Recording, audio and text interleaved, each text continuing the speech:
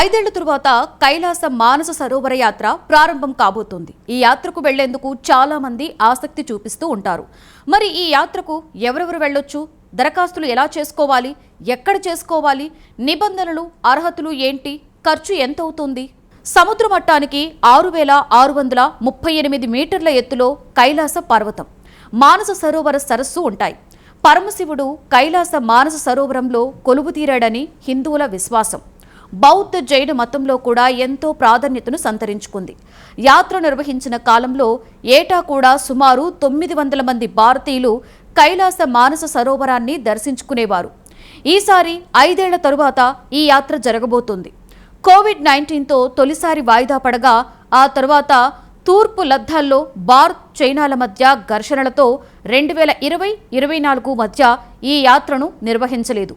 ఈ యాత్రకు వెళ్లాలి అనుకునేవారు ఆన్లైన్లో దరఖాస్తులు చేసుకోవచ్చు. మే 13 వరకు దరఖాస్తుకి గడువిచ్చింది భారత విదేశీ వ్యవహారాల మంత్రిత్వ శాఖ. తొలి యాత్ర జూన్ 30న ఢిల్లీ నుంచి లిప్లేక్ మీదుగా సాగనుంది. యాత్రకు ఎవరెవరు వెళ్లొచ్చు, నిబంధనలు అర్హతలు ఎలా ఉంటాయంటే, ఈ యాత్రకు తొలి అర్హత ఖచ్చితంగా భారతీయ పౌరుడై ఉండాలి. సెప్టెంబర్ 1 నాటికి సుమారుగా 6 నెలల వ్యాలిడిటీతో భారతీయ పాస్పోర్ట్ ఉండాలి.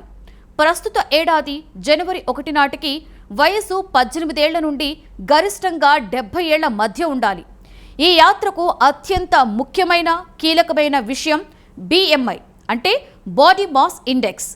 25 లేదా అంతకంటే తక్కువ BMI ఉన్న వారిని మాత్రమే ఈ యాత్రకు వెళ్లేందుకు అనుమతిస్తారు. ఈ యాత్రకు వెళ్లేటువంటి వ్యక్తి శారీరకంగా, మానసికంగా దృఢంగా ఉండడం అత్యంత అవసరం. విదేశీ పౌరులు ఈ యాత్రకు దరఖాస్తు చేసుకోవడానికి అర్హత లేదు. Overseas citizen of India card ఉన్నవారు కూడా ఈ యాత్రకు దరఖాస్తు చేసుకోలేరు. దరఖాస్తు సమయంలో ఈ పొరపాటైతే అస్సలు చేయకూడదు. అదేంటంటే, కైలాస మానస సరోవర యాత్రకు ఎంపిక చేయడానికి కంప్యూటర్లో డ్రా తీస్తారు. అందుకే దరఖాస్తుని పూర్తిగా నింపడం చాలా ముఖ్యం. ఒకవేళ పూర్తిగా నింపకపోతే సిస్టమ్ దరఖాస్తును పరిగణలోకైతే అస్సలు తీసుకోదు. దరఖాస్తు చేసేటప్పుడే సెప్టెంబర్ 1 నాటికి కనీసం 6 నెలల వ్యాలిడిటీ ఉన్న పాస్పోర్ట్ ఉండాలి. దాని మొదటి పేజీ, చివరి పేజీ కాపీని సమర్పించాలి. దీంతో పాటుగా యాత్రకు దరఖాస్తు చేసుకునే వారి ఫోటోను JPG ఫార్మేట్లో అప్లోడ్ చేయాలి. అత్యంత ముఖ్యమైన విషయం ఏమిటంటే, ఒక అకౌంట్ నుండి కేవలం 2 దరఖాస్తులను మాత్రమే నింపాలి. పాస్పోర్ట్లోని సమాచారం ప్రకారమే దరఖాస్తును నింపుకోవాలి. మీ పేరు, చిరునామా, ఇతర ఏ సమాచారాన్ని దాచినా కూడా యాత్రకు వెళ్లకుండా నిషేధించొచ్చు.